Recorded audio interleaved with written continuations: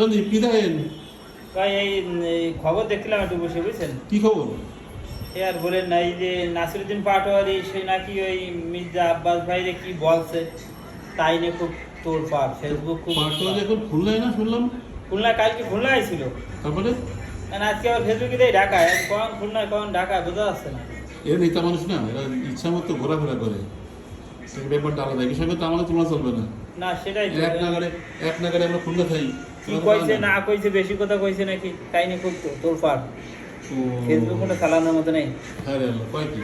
হ্যাঁ ভাই, আপনি যে খবর দেখতেছেন না? না, পাটোয়ারি তো একটা ভালো ছেলে মনে হচ্ছে।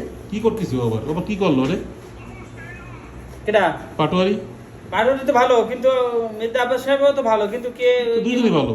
হ্যাঁ, কিন্তু কি যে হচ্ছে বুঝলাম না, একজন আরেকজনের বেশি বেশি ক্ষতি আছে। আবার একজন তো ইলেকশনে করলো শুনলাম। হ্যাঁ, তারপর কার কি হলো? এই রাজনীতির ব্যাপার তো, একজন আরেকজনের বিভিন্ন এসব নিয়ে আমাকে আলোচনা। মাঠ গরম রাখতেছে মনে হয়। তাও হতে পারে, মাঠ গরম হচ্ছে দুইজনই, মানে নিজেকে সুবিধা করার জন্য আর কি। আমার মনে হয় এইভাবে কাদা ছড়াছড়ি না করে সবাই একসাথে কাজ করা উচিত। এটাই ভালো হয়, তাহলে দেশের উন্নয়ন হবে। তা নাহলে হয় নাকি এর দোষ আচ্ছা। তার দোষ, এ অমুক তমুক। হ্যাঁ হ্যাঁ, দুজন ভালো হয়ে যাক, মিলমিশ হয়ে যাক, এটাই ভালো।